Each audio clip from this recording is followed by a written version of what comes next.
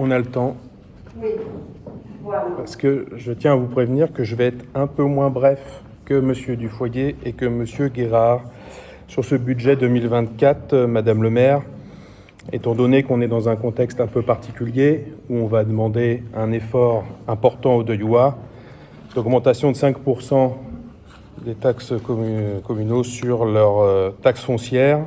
Et donc je pense que même si j'ai abordé un certain nombre de sujets lors du ROB au dernier conseil municipal, la dernière commission qui arrivait, à mon avis, un peu trop tardivement par rapport à la séance d'aujourd'hui, on a eu des documents un peu tardifs aussi, et donc on n'a pas pu vraiment aborder tous les points qu'on souhaitait, même si je dois reconnaître que M. Duffoyer m'a proposé de lui présenter certaines questions en off, mais je préfère les aborder en séance pour que ce soit en toute transparence vis-à-vis des Deuillois.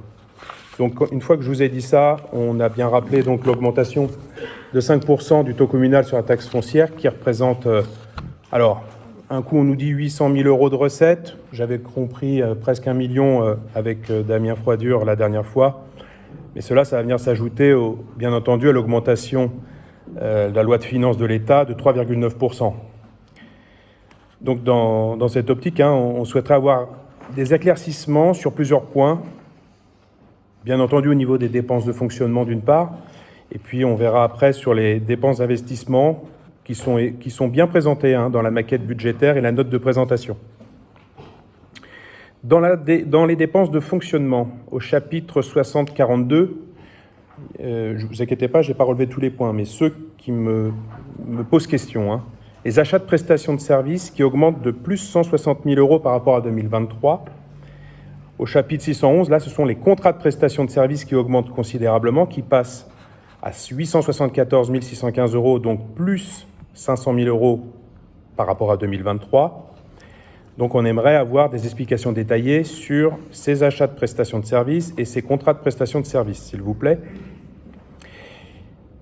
Alors après, c'est une bonne nouvelle puisque c'est des versements au niveau des organismes de formation, au chapitre 61-84, qui augmentent de 60 000 euros. Mais ça nécessite quand même des explications, s'il vous plaît. En revanche, on observe là, par contre, on n'est pas content puisqu'il y a une baisse significative des dépenses au chapitre 615-231 qui sont dédiées à l'entretien et à la réparation des voiries, qui passent cette fois-ci de 662 000 euros en 2023 à seulement 215 000 euros prévus pour 2024.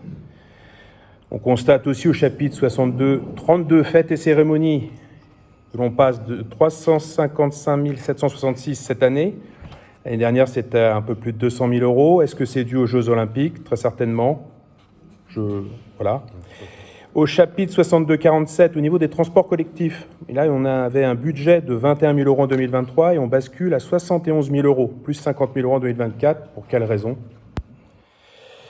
Au chapitre 62-62, frais de télécommunication, pour M. Célestin, là aussi, on explose 94 000 euros en 2023, on bascule à 144 200 euros, plus 50 000 euros là aussi. Est-ce que vous pouvez nous donner une explication? Enfin, en ce qui concerne le chapitre 65-311 sur les indemnités de fonction, vos indemnités, Madame le maire et vos adjoints, nous notons une augmentation de près de plus de 20 000 euros par rapport à 2023. Donc dans le contexte actuel, nous sommes à la recherche d'économies.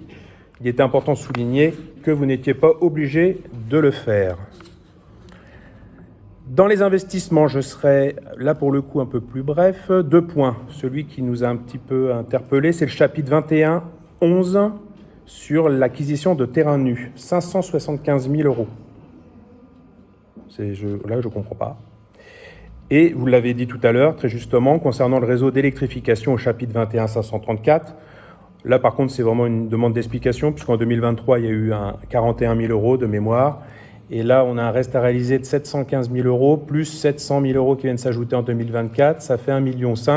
Et là pour le coup c'est vraiment une question pour comprendre la lecture du tableau sur ces investissements-là.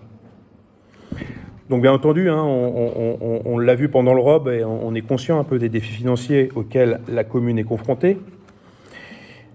Mais je voudrais répondre quand même à l'appel à l'aide de M. Damien Froidure lors du dernier ROB 2024, qui demande à trouver 800 000 euros ou 1 million d'euros d'économies.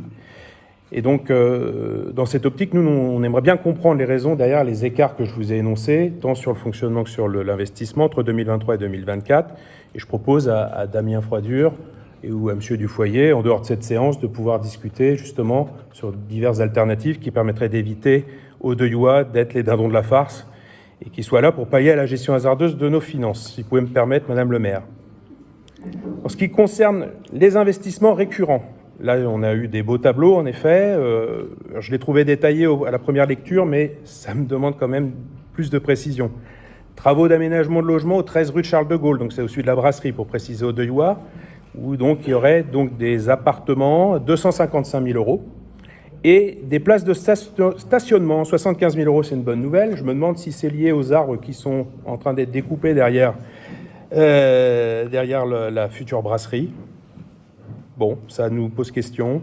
La sécurisation des armoires filles pour Monsieur Célestin, puisque donc on a vu que vous avez mis des petits mots là sur les armoires. Malheureusement, ça n'a pas l'air de dissuader les intervenants. Donc vous prévoyez 10 000 € et donc sur 5 armoires. Donc on aimerait savoir quelles sont les armoires concernées et quel est ce dispositif qui va enfin mettre un terme, on le souhaite, à tous les dysfonctionnements et les actes de vandalisme que l'on connaît depuis le début de ce mandat.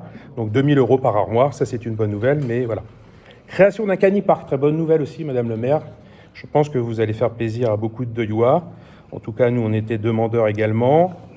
Monsieur Chabanel nous a expliqué lors de la commission que ça allait se passer au niveau de la coulée verte. Mais bon, j'ai pas plus d'éléments sur comment ça va se présenter. Bon, voilà, si on peut avoir du détail en dehors de cette séance, j'imagine que vous n'allez pas me répondre maintenant. Et enfin, la création d'une microfolie, 60 000 €. Là, j'ai regardé un peu sur Internet, c'est pas un musée immersif. Hein, je sais pas à quoi ça correspond, si vous pouvez nous le dire. Bon, voilà, en conclusion, ce budget 2024 qui répond pas à nos attentes. Et il suscite quand même certaines inquiétudes. Donc, au-delà de l'annonce des augmentations de 5% de la taxe foncière imposée aux contribuables deuillois, nous sommes préoccupés par le recours à l'emprunt de 6,2 millions d'euros. On a l'impression que certaines décisions d'investissement ont été prises sans une évaluation réaliste des subventions disponibles, notamment pour les 3 gros projets qui déséquilibrent le budget, pour ne pas dire qui le plombent. L'extension de l'école Poincaré, vous savez qu'on y est opposé, dont les coûts ont dérivé de près de 2 millions d'euros. Je tiens à préciser à M. Dufoyer qu'on parlait à un moment de hors taxe et de TTC. Dans un budget, on ne parle que de montant TTC.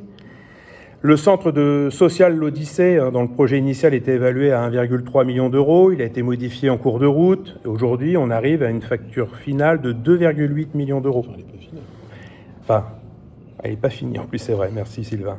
Ainsi que la requalification de la rue du Moutier, qui est aujourd'hui évaluée à 1 million d'euros en 2024. Ce sont les chiffres qui sont donc dans la note de présentation. Est-il utile de rappeler, ça c'est à titre personnel pour libre à d'œil, que ces 3 projets majeurs de cette mandature ne répondent pas aux attentes et aux besoins de la majorité de nos concitoyens. Donc face à cette incertitude, nous nous interrogeons, nous, sur les conséquences de cet emprunt, sur la dette à long terme. On a fait 3 années où on a fait des efforts importants, M. Dufoyer nous l'a signifié assez longuement, mais là on a l'impression qu'on reprend un tournant un peu de dérive, sachant qu'en plus, on a une épargne nette qui est seulement de 230 000 €. C'est inquiétant. Donc, dans ces conditions, on a des doutes quant à la viabilité financière de ce budget, Madame le maire. Donc, nous exprimons un avis défavorable et on votera contre ce budget 2024, Madame le maire. Je vous remercie de m'avoir écouté. Merci beaucoup. Partie de la réponse.